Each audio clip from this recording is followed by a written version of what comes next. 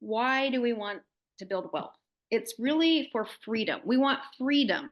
It's not that we want a bunch of money sitting on our account. That money doesn't make us happy. It gives us a tool to maybe buy things we need, do things we want to do, and have freedom and peace and stability. Hello and welcome to Pillars of Wealth Creation, where we talk about creating financial success with a special focus on business and real estate. I'm your host, Todd Dexheimer. Now, let's get to it. Hello, welcome back to Pillars of Wealth Creation. I'm your host, Todd Dexheimer. With me, excited to have Melanie and McDaniel. Melanie, how are you doing today? I am super. How are you? Awesome.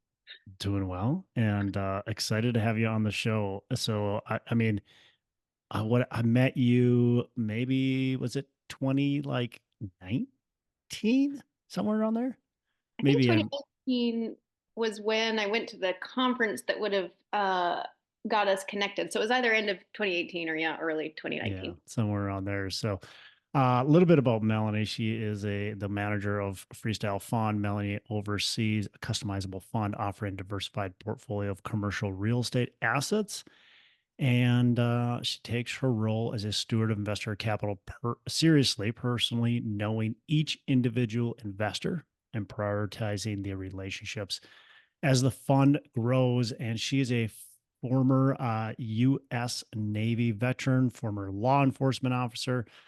Melanie transitioned to real estate entrepreneurship to build wealth and fulfill a larger purpose, which is her passion about just the abundance that is accessible to everyone and the freestyle life. So, Melanie, welcome to the show, and give our listeners a bit more about your background and kind of what you're doing today. You're up to some pretty crazy things.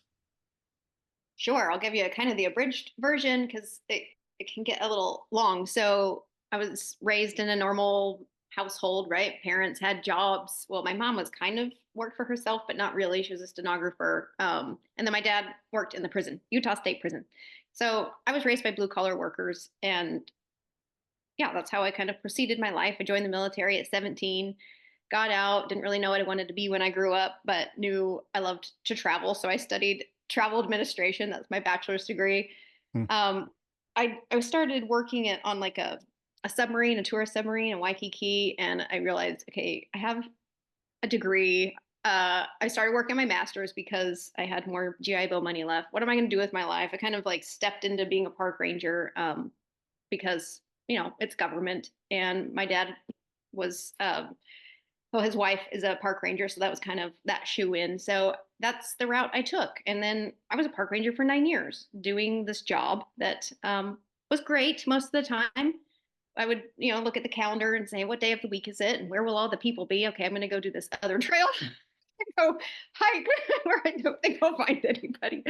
Yeah, I was the worst government employee. But just in my own defense, I actually had a pretty nice caseload compared to my other park ranger buddies. But anyway, I felt like I was, that's what I read Rich Dad Poor Dad in 2015, and I was listening to a lot of podcasts in my patrol car. I'll just say I went on a lot of long patrol.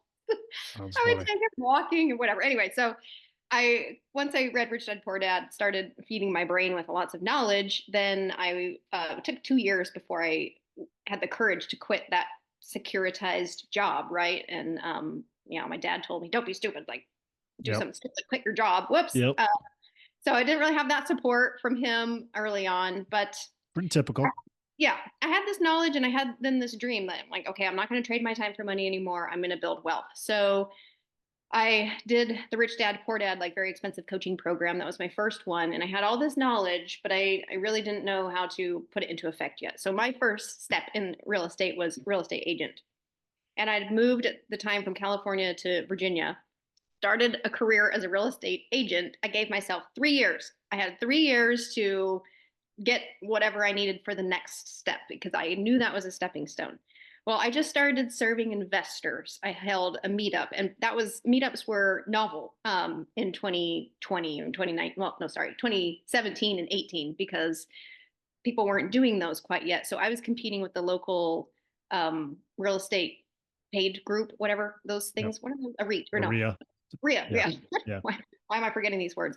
So I was competing with them, and people started coming to my meetup because I didn't charge. Yeah, I Yeah. still had some really cool speakers. So, long story short on that, I grew a team.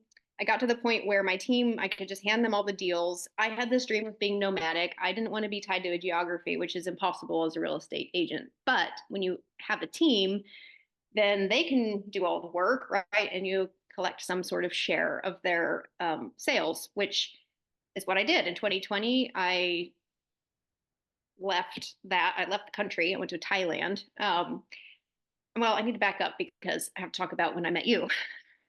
So, as a real estate agent, I was helping people do their little stuff, their quadruplexes, their single family homes, their flips, whatever, while I started studying the bigger stuff. And apartments became the thing that I was looking at. And that's when you became my coach. And I found a deal through a letter campaign as a real estate agent for quadruplexes. The guy said, well, I do have a quad, but I also have a 24 unit. Do you sell those too? Because he didn't want to pay an agent. And I was going to bring him a buyer, right? I'm like, I'm the buyer, me, pick me. So I had this opportunity. And I went to the RIA. So thank goodness for the RIA. And it was date night or whatever, speed dating, not dating, but speed investor Yeah. dating. Yeah. And Investor I met, dating. Yeah. yeah, investor dating. I met this guy and his wife. They had some money. They already they have a couple properties, 18-unit properties. And I said, well, I have a deal. And so we met. He was a captain in the Navy at the time in '06. And anyway, it worked out perfect. And we bought that thing. We closed it in January of 2020. It's a 24 unit, Class C. COVID hits. I'm out of the country. He's boots on the ground. It's Class C. We learned that all sorts of garbage tenants got put in there. Yeah. And I'll just say that first year it was tough. We did a capital call on ourselves. At this time, I had no money in the deal, so I think my capital call amount was about $1,200. So no big deal, right? Or 1,400. And then fast forward in 2022, we got a cash offer we can't receive, or we couldn't deny, we couldn't not take. Did I tell you this, that we sold that thing? I did not know that you sold that, but congratulations. That is awesome. Cause I Oh, know it was a, yeah, it was a tough one. yeah, but it was also, so Keith became a millionaire overnight. He made 1.4 million or so. I didn't have any money in the deal except my 1,400. I made $90,000. Hey, still good. It's fabulous. Yeah. I mean, for the first learning deal, right? I Yeah. was a 5% owner of the thing, and that was my payday for a couple years of pain. I couldn't have planned it more perfectly myself, and I realized that was luck, not skill, by like too many means. I mean, the skill came in running with the deal, right? Yeah. Showing up at the RIA, finding the partner, getting it done, Yeah. sticking with it, and then when that call came in, just being open to it. It was a cash offer. By the way, they're selling that property now. I think I probably overpaid for it, but that's okay. Are they going to lose on it? I hope not. I don't ever wish that upon anybody, but we also got out at the right time because it's in a flood zone. Oh, And geez. the insurance is going up and everything. I kept thinking this is a ticking time bomb. We need to pass this hot Yeah. potato. Yeah. We passed the hot potato. So that was the one big deal. I've done well, after doing that deal, and I'm living in Thailand and wanting to be nomadic, although COVID kind of brought me back domestic. I was nomadic domestically, but I decided I didn't want to deal with the asset because the boots on the ground require a geography, and I didn't want a geography. I kind of just leaned more into the capital part. So at the time, I was thinking, oh, I'll find some people to co-GP with, be on the GP, and raise capital and do investor relations and whatever I can. And it was 2020. And at the time, I didn't really know, I was still new to the game. I didn't really know if we should be buying. I didn't know what was going to happen in the economy. That was a very scary time. Yeah. So I just started going to all of the virtual meetups. I got very lucky with timing. And where there were meetups and conferences that you would have to travel to during COVID, you just got to do them from Yeah. your computer. Yeah. So That's I made, perfect for a nomad. yeah, well, the timing was just perfect because this was the beginning of this career, right? In 2021, I met all the people. Well, 2018, and also with the group where we met and other groups, and I started going to a lot of conferences. But that really bolstered, it really pushed my trajectory up because of the people I was meeting during these online conferences and meetups. So um, I didn't do my next deal. So that was, we closed on that one in January of 2020. I didn't do my next deal until the summer of 2021. So I went a whole year and a half before doing a deal. It was just a lot of connecting and a lot of talking to GPs and trying to weasel my way into their, to their Hmm. team. And they're like, well, how much experience do you have? How much money can you raise? I'm like, well, none. And I don't know. As much as possible. Oh, God. So, but that's okay. What I realized was, and how I did my first deal was actually a single entity fund, a single purpose, an SPV or SPE or whatever you want to call Yep. it, single purpose vehicle, single purpose entity. I realized if I can come as a fund, I raise capital and then the fund invests, then that brings down that wall of the GP issue.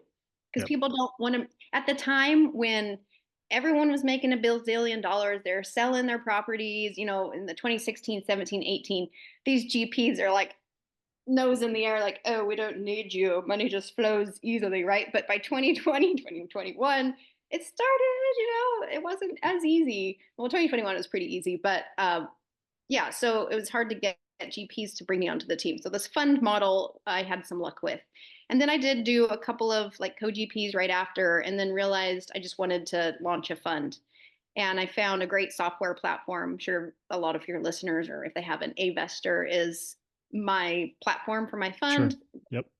Yeah, this the customizable fund. That's kind of their gift to the world. So far, nobody else has been able to duplicate it in the way they have, I would say. And I launched that fund at the end of 2021. Put my first deal in it in 2022 in February, and it's been off to the races since then. So that wasn't a very short version, but that's where we are now.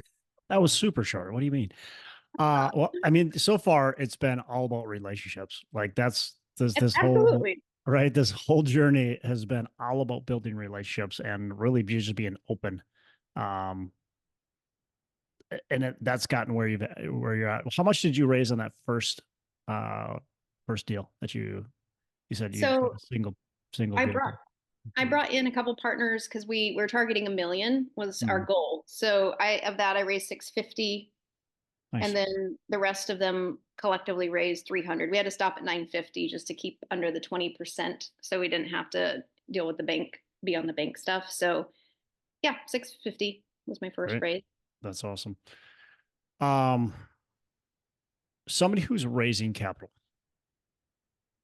what what do you what advice would you give them? I talk to people all the time that are wanting to raise capital, and there's just I think so many people that just don't understand it. Like, how do you raise capital? Where do you start?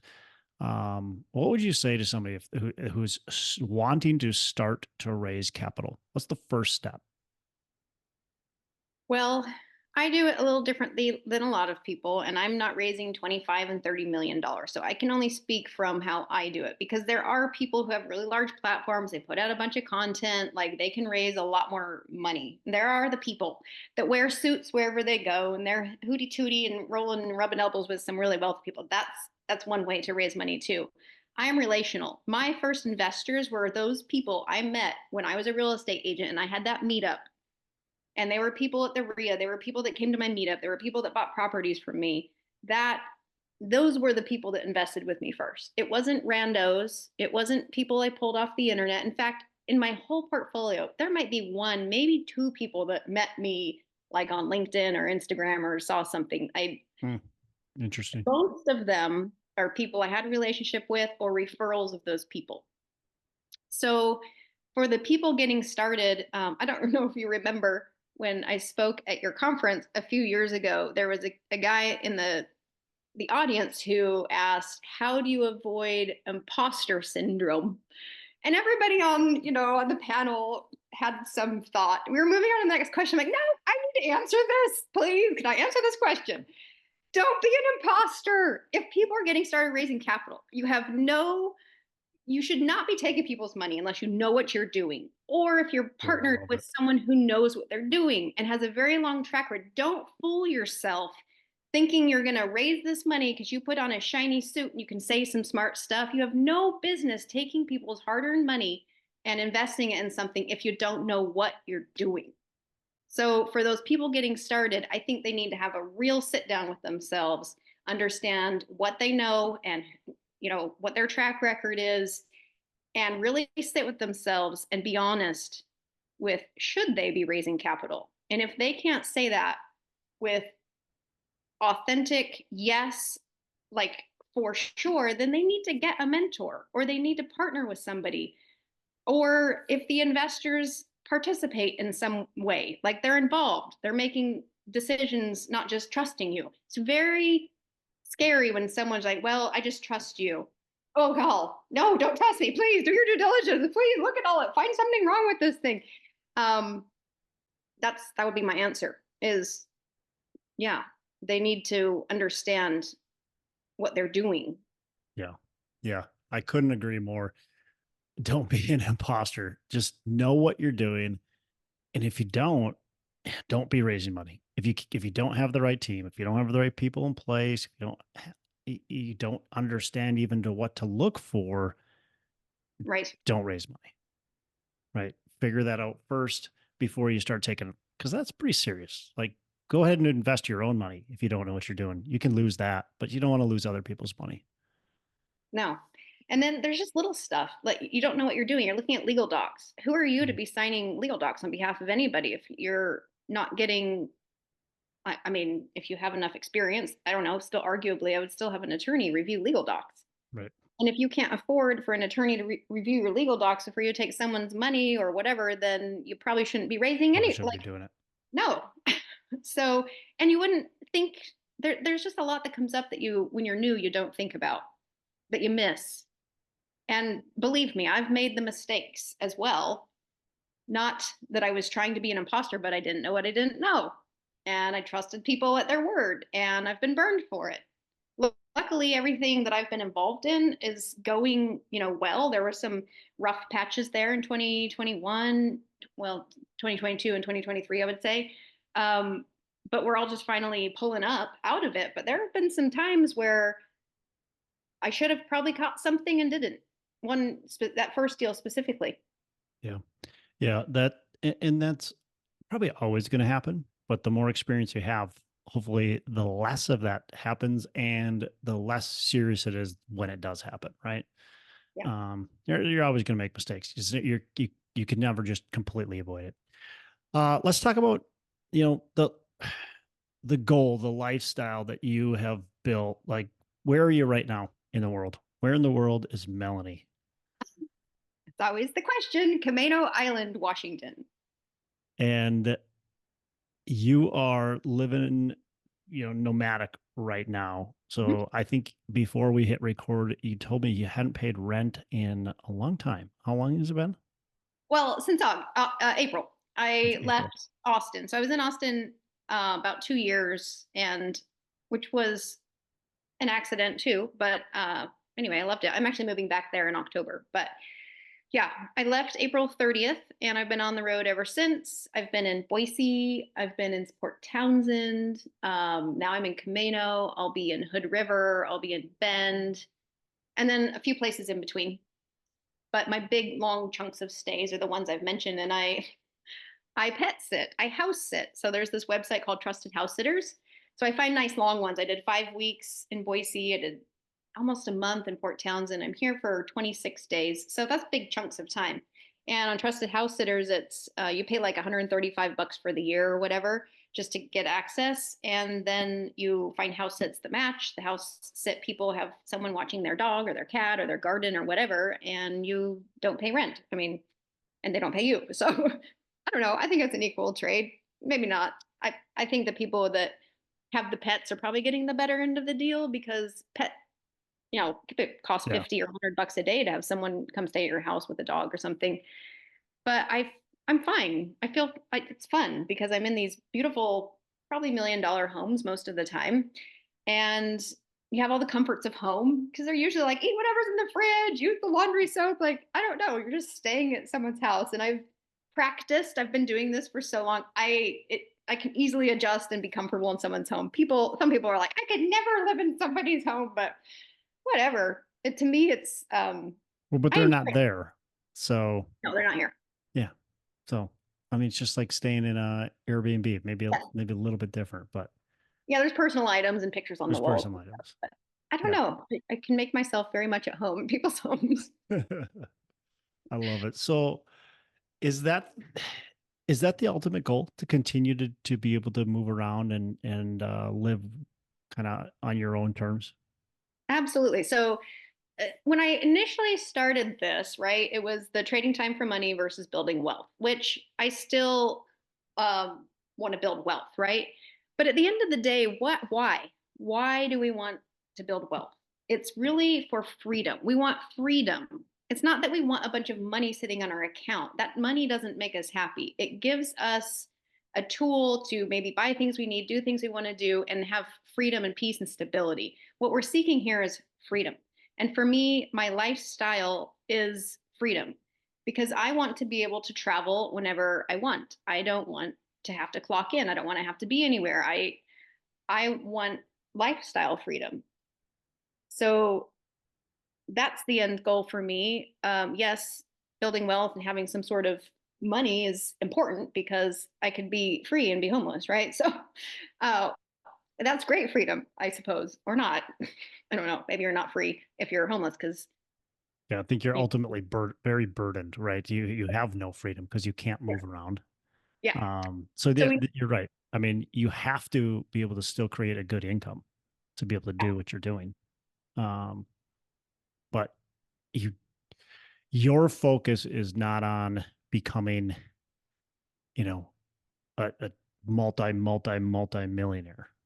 I am so open to that. And if that's what is meant for my life, yes, but I'm definitely not focused on it. I'm focused on freedom Yeah, and joy and peace and relationship and community and my satisfying my curiosity with travel or just today, my day has been walk the dog, feed the dog, not in that order. And he pooped 3 times on his walk. This dog is a pooper.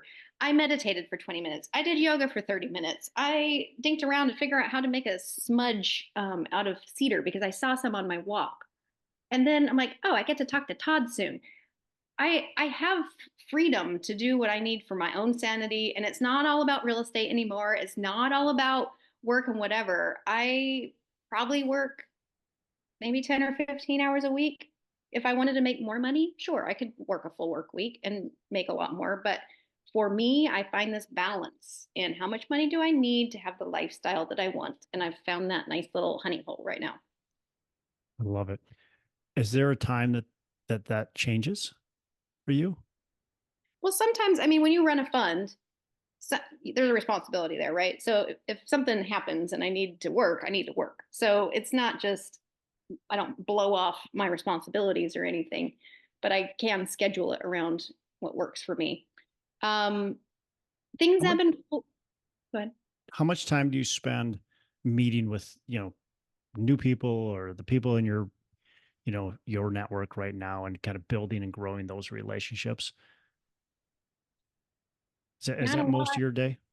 No? No, not a lot because, well, I've been doing some active raises lately. So I have been reconnecting with people. Some people are just my investors that invest every time. So they're just always there. I don't feel like I need to reach out and talk to most of them because they're just always active.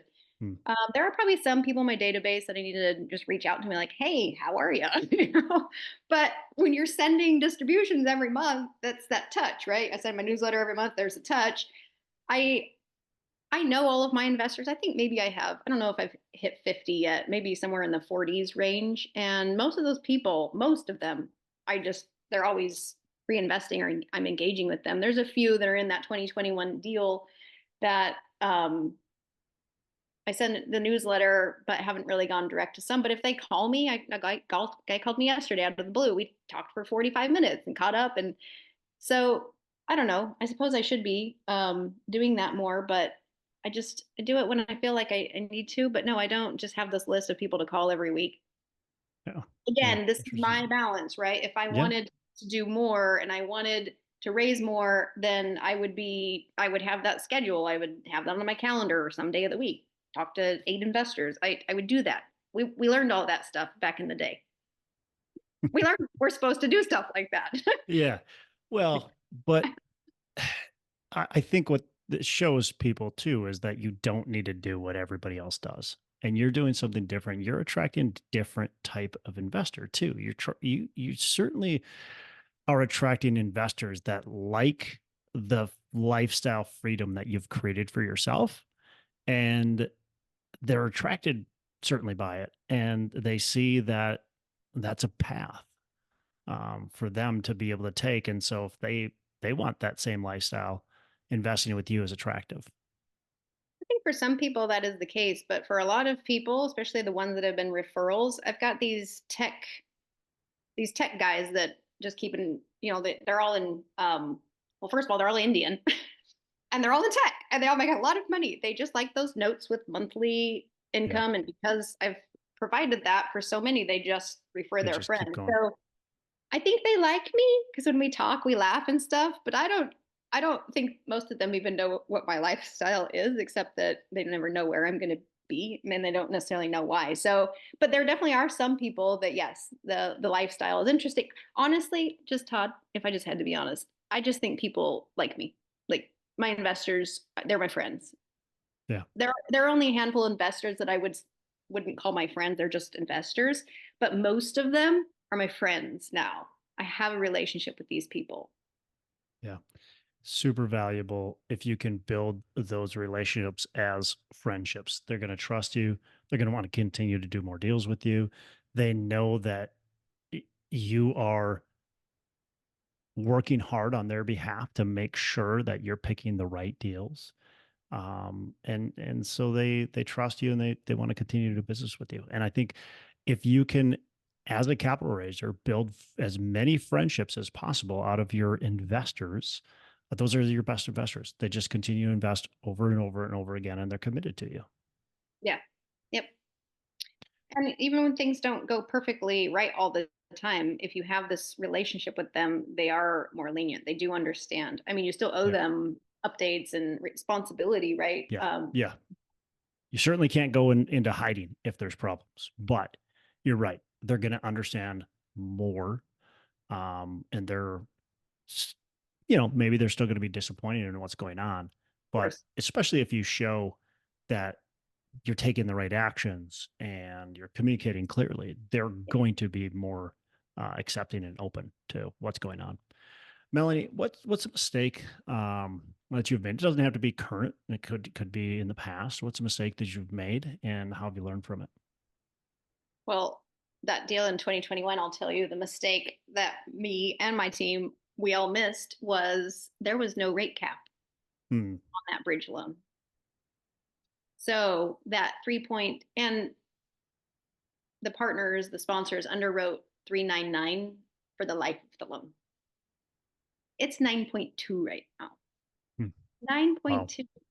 So this could have been bad. This one could have been something that the keys got turned back in. But luckily, the one thing we did do right was we picked a sponsor who stuck with it till the end and funded it and could fund it until where we are now, where they're going through now a refi. It just appraised for more than we paid, and we're in the clear now. We're at least even, but moving forward, it can, we actually still hope to make an investor return on that one, or like expect to. Yeah. And that was a huge miss. That's a Very dumb miss, honestly. That's a rookie miss. well, and I, but it's an easy miss because interest rates weren't going to go up. They just weren't. So Like, we thought, but we stepped so away we from the thought. fundamentals, right? That when those Yeah. bridge loans got popular, we kind of threw the fundamentals out the window starting in Yeah. like maybe 2019, maybe even Hmm. earlier. And the rate caps got really expensive, Yes. and they started to become very unattractive for a while Yep. until the interest rates spiked, and then But honestly, they were really attractive. even if they had bought a rate cap Yeah. at refi or at current timing, what would have happened? I mean, probably would have been better off than we are now. But I've had a deal and this would be, I guess, a second mistake, or it just is what it is it was a 311, but they only bought a 2-year rate cap. Yeah. So 2 years in, they're Yep. buying $1 million rate cap or 500,000 or whatever. So, Yep.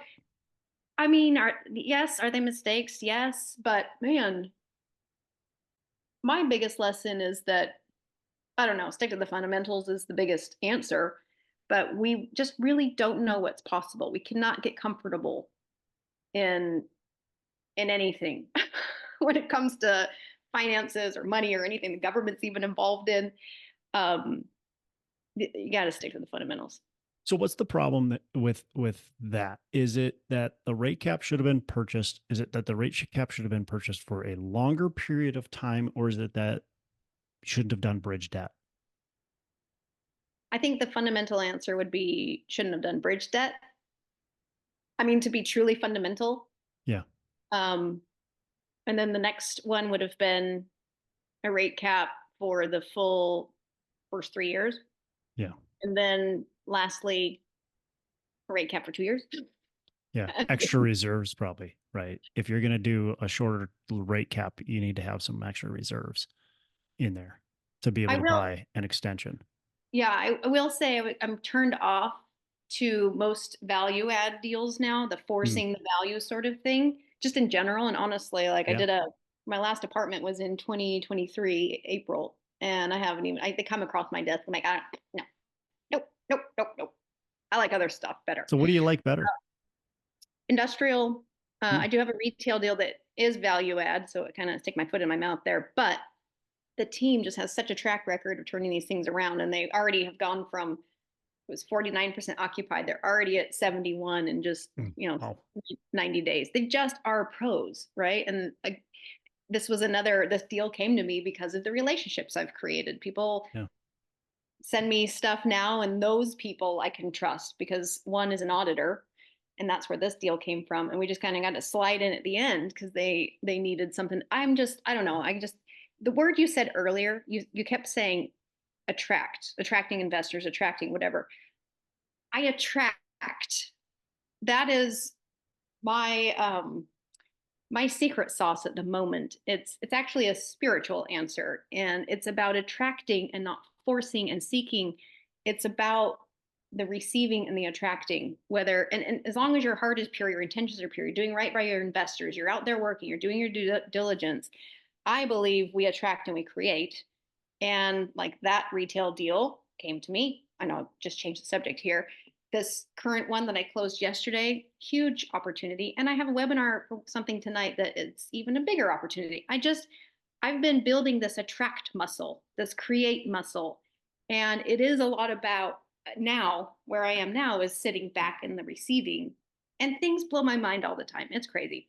But to answer your question, industrial, specifically seller lease backs, just with one of my sponsors, I've done 6 deals with him. We'll do our 7th one soon. So that one's been doing really well. Retail's new, but it's performing the best. I do all these notes. So land backed notes, high interest. I'm giving my investors 15%. And they're collateralized by land or first lien position. And then the notes on the assisted living have been paying or almost, we just closed out one. I have 4 more to close out over the next couple of months. And they went 18 months and backed by assisted living, which is 100% occupied Yep. business and really high. I mean, you probably are familiar with this, really high rent, of course, Yep. high expenses because High you're, expenses. yeah, got employees and insurance and all that Yeah. stuff. Yeah. So for me, the answer is really a diversified portfolio, but at the moment, multifamily is my least favorite, Hmm. especially the value add. I feel like if it were just a cash flowing deal, I'd maybe a smaller properties in like a secondary market with just the right sponsor. Um, but these value add, forced appreciation, sort of expecting cap rates to drop, and these Yeah. rents to keep going sky high. I just haven't seen anything from the multifamily space that's been fundamental in a while. Yeah. Yeah. It's funny. I see this a lot of the same thing. We're not very attracted to just your typical bread and butter value add. The only thing I would look at value add is something that's got a heavy value add that we can really do something major. but otherwise we're looking for the same thing, just cash flow. And our best performing property right now is a retail strip center. Is it? I Yeah, didn't know you did same retail. thing. Yeah. That's, So I mean, retail is our best performing. We've got our assisted living is our best performing and worst performing. D two different deals.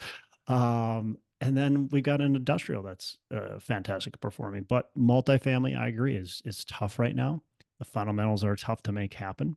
We look at a lot of deals. It's still our favorite asset class, although we're just not buying anything yeah, because of what you said. It's like yeah. and it's the typical bread and butter value add. It's just not attractive. It's just not attractive. Yeah, the asset of multifamily is the best asset. Like Yeah. that is the most fundamental to human life, but it's just price wise, Yeah. competition, and all that Price stuff. wise. It like you look at cap. I don't know actually. I don't even know where they're trading right now. Well, I guess it would depend on where you are. Yeah. So Right.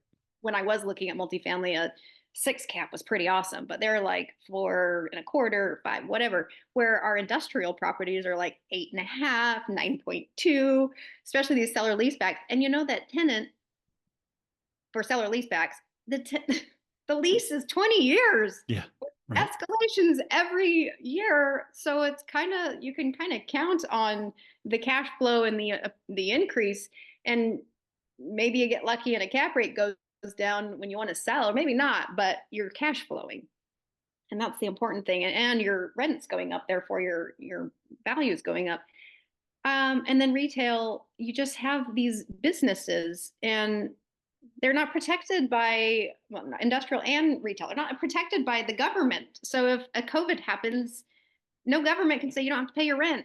It's like, oh, you didn't pay your rent, you're out. I mean, not that's why we do it, but these businesses, they're cash flowing, and they're a lot of them, at least the one that I did in San Antonio, these are legacy family businesses. This is all they got.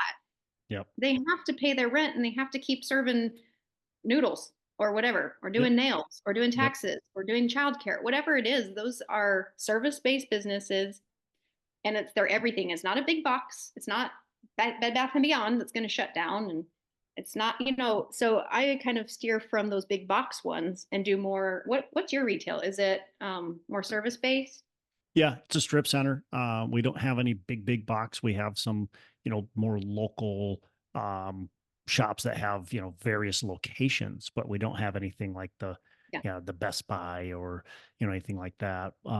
But yeah, it's a lot of service based appliance shop, appliance sales shop. We've got, the liquor store. We've got the nails and things like that. So lot of a couple restaurants, things like that. Those yeah. are what fill out, and certainly they're not recession proof. There's nothing recession proof, but for the most part, when you look at what you want to fill into retail, you want as many um, businesses that are what was the COVID term, like essential, right? The essential businesses. Yeah. Um, you want those businesses as many as that you can that people are going to continue to go to. Which you got a good one there, the liquor store, because that is essential. That's essential. Yeah. Like, It's actually a city-owned liquor store, so it's not going anywhere. It's we're going to continue to get rent from we that one have forever. all the recruiting. We have the United States government as a tenant for all the recruiting stations. That's a great tenant. It's not leaving anytime soon. So, No. well, cool, Melanie. Look, this has been great. What I got a couple last questions I want to ask. So first, what's a favorite book that you can pass down to our listeners? Something business, mindset, real estate, related. Well, I always recommend Eckhart Tolle's Power of Now. That was one Mm, of the first ones that got me started on a spiritual journey, because I don't think you can separate spirituality from the work you do every day. And that we try to in our society. And I would encourage people to rethink that. And yeah. I'm not saying what they should or shouldn't believe, but there is a why behind what we do. And there is a reason we're in a career path that we're in. And I feel when you can put all of that together, it's just more fulfilling. Yeah. And It at creates a lot more fulfillment, doesn't it? the end of the day, that's what we're here for. We're not Yeah. here to trade our time for money. We're not here to live in this matrix. We're here to be human. And I think we can have it all. Yeah. So that book got me Love started that. on this path. Love that. Last question. I didn't prepare you for this one, but what are your 3 pillars of wealth creation? Uh, well, what do you mean? Like equity, or what do you mean? Uh, Whatever wealth means to you. That's the question, right? So wealth is different for everybody. So it's not just money. I feel like wealth yeah. is time, freedom, community, and that goes to just relationships or your community you live in. Who can you cry to? Who can you share your life with? So time, freedom, community,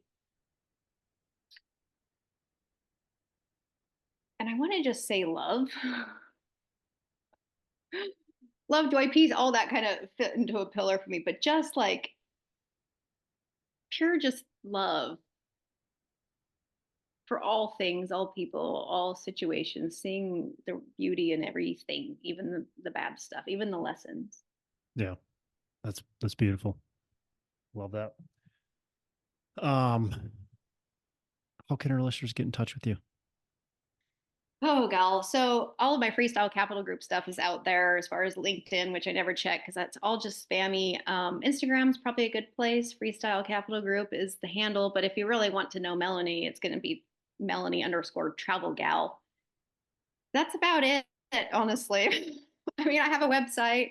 I have all the things I'm supposed to have. I even have a YouTube channel, but don't go there. That's embarrassing. I haven't done anything on there for a while. I don't know. Probably Instagram is the best place to start. It's funny when I I expected you to have like this big presence. I know because of what you do, but I talk to you and you're so relationship based. So it's obvious you don't need this big online presence because you don't want a bunch of people, faceless people that are your investors. I mean, I guess if they come, right? But that's not the purpose. The purpose is to build relationships with people, Yeah. and those are the people that are going to be your investors. And they're going to refer you because you're doing a great job. And then those are going to become the new connections. Yeah, I got started with the whole platform builder, right? The whole did it all. And at some point, about a year ago, I just felt inauthentic. It Mhm. felt yucky. Yeah. So I just haven't been doing it, but it's okay. It got me to where I am. So if people are getting started, it's not a bad idea to have a platform. But at some point, like just be prepared for it to feel yucky Yeah. and just you just stop. And that's it. That's where I am now. Yeah. I think one of the secrets to raising capital, raising money, and really just sales and just in general is that it's got to feel authentic, right? Mhm. If it's not authentic, if it's not something that you feel good about, it's probably not going to work. It's People feel hot air. They hear it, it's yucky. They don't want to be sold to.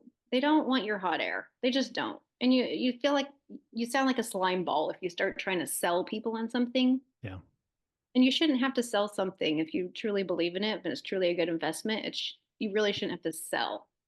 There's education yep, and there's relationship stuff, but it shouldn't have to be sold. yep, Because what we're 100%. doing is awesome stuff, and it is building wealth, and it is a great route for people and their money. It shouldn't have to be sold. Yep, couldn't agree more. Melanie, look, really appreciate it. And thanks for coming on the show. You have a fantastic rest of the day. Thanks, you too. Hey, thanks so much for listening. I appreciate you being a loyal listener. I would love to have you go on to our Facebook page and subscribe, give us a thumbs up, go on to iTunes or wherever you listen and give us a rating and review. Don't forget to subscribe. Your rating and review just helps us push this out to more and more people and continue to grow our audience and hopefully positively affect a ton of people out there that really need this and want this. So the other thing I've got for you is a free ebook on my website. So go on to ventured venturedproperties.com, venturedproperties.com, and download our free ebook on real estate and on syndication. And I've got some data points in there, some really good stuff for you. So I'd love to have you take a look at that. It's free. I'm not expecting anything from it.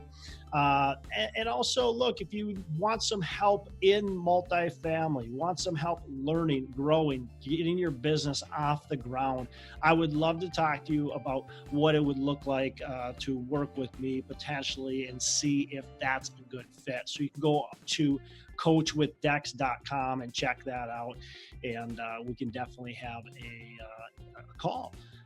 Thanks a lot for listening. You make it a fantastic rest of the day. I'll catch you on the next episode.